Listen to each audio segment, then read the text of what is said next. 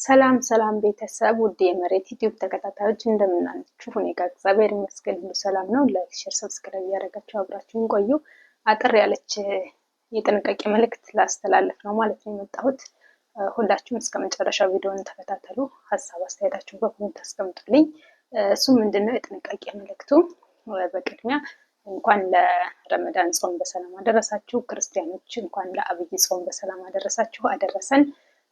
ለሙስሊም እምነት ተከታዮች ደግሞ እንኳን ለረመዳን ጾም በሰላም አደረሳችሁ ብዬ መልካም ምኞቴን እገልጻለሁ። እንግዲህ ጾማችንን ፈጣሪ ተቀብሎን የሰላም ጾም የፍቅር ጾም ያድርግልን። የታመሙትን የሚሻሩበት፣ ፍትህ ያላገኙ ፍትህ የሚያገኙበት፣ ጾሙን በሰላም ጾመው የሚያስጨርስበት ይሆንልን ማለት ነው።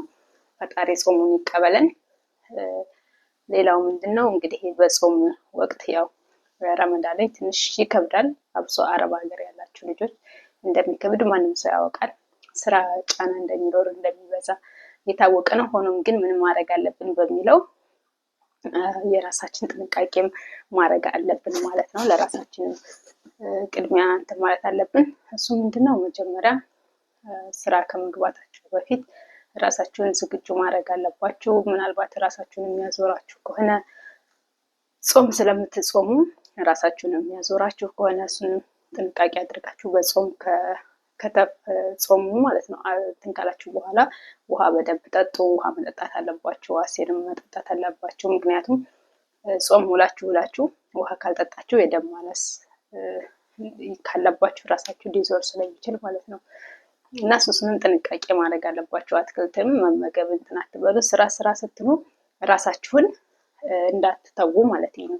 አንዳንዴ ስራ ደረሰልኝ አልደረሰልኝ ስትሉ እነሱ ለፍጥር ካዘጋጃችሁ በኋላ እንኳን ለነሱ ከሰጣችሁ በኋላ ለራሳችሁ አስቀምጡና እናንተም አፍጥሩ። ቁጭ ብላችሁ ተረጋግታችሁ ጊዜ ወስዳችሁ ቁጭ ብላችሁ አፍጥሩ ማለት ነው። ምክንያቱም እነሱ ቢያፈጥሩም ከዛን እስዊት አንቱ ትባላላችሁ። እስዊት ስታቀብሉ ጋህዋ፣ ሻይ፣ ከረክ ስሩ ስትባሉ እናንተ እሱን ስትሰሩ እናንተም ጾማችሁ ስለነበረ ተረጋግታችሁ ካልበላችሁ ቁጭ ብላችሁ ካልበላችሁ የደም ዝውውራችሁም ጥሩ አይሆንም ማለት ነው። ስትበሉ ደግሞ ቆማችሁ ሳይሆን ቁጭ ብላችሁ ጊዜ ወስዳችሁ 10 ደቂቃ ሆነ 15 ደቂቃ ለራሳችሁ ጊዜ ሰጣችሁ ቁጭ ብላችሁ አቅርባችሁ ብሉ ልላችሁ ነው እሱ ማለት ነው።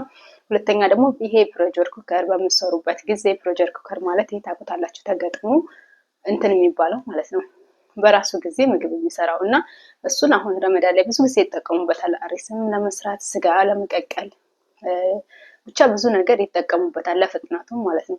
እና በዛን ጊዜ ስትቻኮሉ እዚያ ጋር ሳምቡሳ እየሰራችሁ እዚያ ጋር ኬክ ምናምን እየሰራችሁ ስትቻኮሉ በቃ በዚያ ልጣደው ብላችሁ ጥዳችሁት በደንብ ሳትከድኑት እንዳትረሱት። እሱንም ጥንቃቄ አድርጉ። በደንብ ሳትከድኑ እንዳትረሱት። ምክንያቱም ሀሳባችሁ በጣም እንትን ስለሚል የፍጥር ሰዓት ይደርሳል ብላችሁ ስለምትቻኮሉ ተቻኩላችሁ ራሳችሁ ላይ ጉዳት እንዳይደርስ መዘጋቱን በደንብ ጥንቃቄ አድርጉ ማለት ነው። ሁለተኛ ደግሞ ምንድነው እሱን ዘግታችሁ ከጨረሰ በኋላ ማለት ነው እናንተ አሁንም ተቻኩላችሁ ስራ እየሰራችሁ ሊሆን ይችላል። ትዝ ሲላችሁ እሱ ነገር እየሰራ ነው። ከዛም ጋዙን ዘግታችሁ ቶሎ ብላችሁ እንዳትከፍቱ። እሱን ጥንቃቄ አድርጎ እስከሚበርድ ታገሱ ማለት ነው። እስከሚበርድ ትንፋሹን አስተንፍሳችሁ ያው የምታውቁ ብዙዎቻችሁ ታውቃላችሁ። ግን ቢሆንም በጥንቃቄ ያኔ አሁን ረመዳን ሲሆን ስለምትቻኮሉ ሰዓት ደረሰ አልደረሰ ብላችሁ ስለምትቻኮሉ ጥንቃቄ እንድታደርጉ ያህል ነው። በችኮላ እንረሳለን። ምን እያደረግን እንደሆነ ይረሳል። ሀሳብ ይሰረቃል።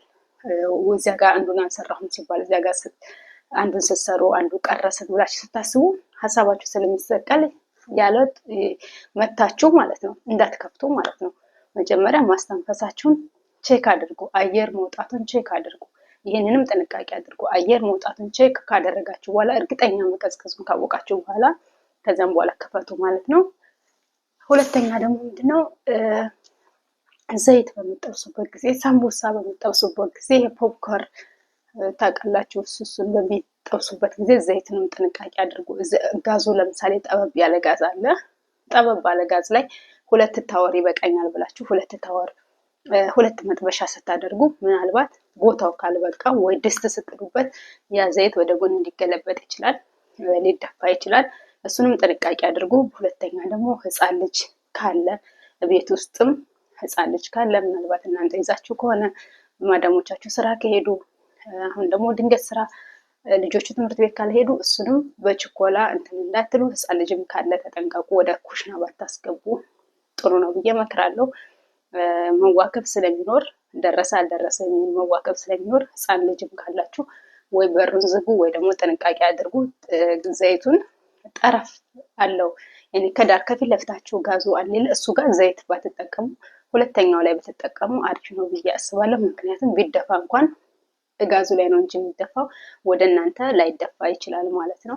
እና ፊት ለፊታችሁ ላይ አለው ላይ ትልልቅ ድስት እና ትልልቅ ዘይት ነገር ባትጥሉ አሪፍ ነው ብዬ እመክራለሁ ማለት ነው።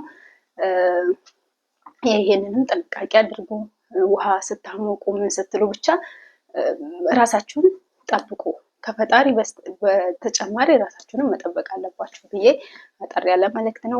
ሶስተኛ ደግሞ እና የመጨረሻው መልእክት ምንድን ነው? ያው ሁሉም ሰው ያውቃል፣ ቲክቶክ ተጠቃሚ አለ፣ ዩቲዩብ የሚጠቀም አለ፣ ሶሻል ሚዲያ የማይጠቀም የለም። እና ይሄን ለመፖሰት ወይ ደግሞ ይሄንን ቀርጻለሁ እንደዚህ አደርጋለሁ ብላችሁ ለመቅረጽ የምታስቡ ሰዎች ማዳሞቻችሁ የማይፈቅዱላችሁ ከሆነ ጥንቃቄ አድርጉ። ዝም ብላችሁ እንዳትቀርጹ። መጀመሪያ የማዳሞቻችሁን ፍቃድ ጠይቁ፣ ወይ ደግሞ የተፈቀደላችሁ ከሆነ ቅረጹ ማለት ነው። ቀርጻችሁ ስትፖስቱ ምናልባት ማዳማችሁ ካየቻችሁ ለእናንተ ጥሩ ስለማይሆን ስለተዘጋጀ ብቻ ዝግጁ ስለሆነ ምግቡ ስላለ ስላማረ ያኔ ፏ ብሎ ስላለ ይህን ነገር ቀርጬ ሶሻል ሚዲያ ላይ አጋራለሁ ብላችሁ አስባችሁ ብቻ እሱን ወደ ሶሻል ሚዲያ እንዳታጋሩ። የማይፈቀድላችሁ ከሆነ ምናልባት ከስራም ልትታገዱ ስለምትችሉ ያለ ፈቃዳቸው ደግሞ የሰው ቤት የሰው ምግብ ቀርጾ ለሰው ማጋራት ወንጀልም ስለሆነ ይህንንም ነገር አስቡበት፣ ከጥንቃቄ አስገቡበት ማለት ነው። እና ሳልቀርጽ ምን ሳልል ብላችሁ እንዳትጨናነቁ። ተፈቅዶላችሁ ደግሞ መቅረጽ የምትችሉ ከሆነ ደግሞ ራሳችሁን ለመቅረጽ ስታስቡ ጥንቃቄ አድርጉ ማለት ነው። ሁለተኛ ደግሞ ቲክቶክ እያያችሁ ዩቲዩብ እያያችሁ እየተከታተላችሁ የጣዳችሁ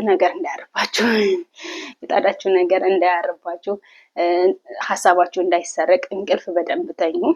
ሶሻል ሚዲያ ስክሮል በማድረግ ከየቦታው ስለሚፖሰቱ የተለያዩ ነገሮች የሚያሳዝንም ነገር ይኖራል፣ የሚያስደስትም ነገር ይኖራል እና ያንን በመመልከት እንቅልፋችሁ ዝላችሁ ጾም አለ፣ እንቅልፍ ማጣት አለ። ያ ነገር እንዳይደራረብባችሁ በዚህ በረመዳን ወቅት ቢያንስ ስልክ የምታዩበትን ጊዜ እንኳን ቆጠብ አድርጋችሁ ለራሳችሁ ጊዜ መስጠት አለባችሁ ብዬ እመክራለሁ ማለት ነው። ምክንያቱም እናንተ ስትኖሩ ነው ሁሉ ነገር የሚኖረው ማለት ነው። እና ቲክቶክ እያያችሁ ዘይት የምትጥዱ ወይ ደግሞ ብቻ ዩቲዩብም ሆነ እየተጠቀማችሁ ዘይት የምትጥዱ እዛ ጋር ምግብ የምታደርጉ ምናምን እንዳይደፋባችሁ፣ ራሳችሁ ላይ እንዳያርባችሁ፣ እንዳይበላሽባችሁ ጥንቃቄ አድርጉ ማለት ነው። ይሄም መልእክቴ ነው እና እናንተ ሁሉንም ነገር ተጠቀሙበት፣ ይጠቅማቸዋል እንጂ አይጎዳችሁም ብዬ ስላሰብኩ ነው ማለት ነው። ምክንያቱም ረመዳን ላይ ትንሽ ወከባ ስለሚኖር አሚሮ እንትን ስለሚል ያ ሰዓት ካለፈች ስለማይሆን አሁን ምሳ ችግር የለውም። ትንሽ 1 ሰዓት 10 ደቂቃ 20 ደቂቃ እንኳን ቢያልፍ ምሳ ሰዓት የወትሮው ጊዜ ችግር የለውም። ይሄ ግን ረመዳን ግዴታ ጾሙ ታውቃላችሁ፣ አዛን ሲል ምግቡ መቅረብ መዘጋጀት ስላለባችሁ እዛ ጋር ቪዲዮ ስትቀርጹ፣ እዛ ጋር ቪዲዮ ስትሰሩ፣ እዛ ጋር ደግሞ ያልደረሰ ምግብ ይኖራል። ወይ ደግሞ በዛ ጋር ቲክቶክ እያያችሁ ከሆነ ብቻ እንደዚያ ተባብላችሁ እንዳትወጠሩ። ለዚያ ነው ማለት ነው ይሄን መልእክት ማስተላልፈው።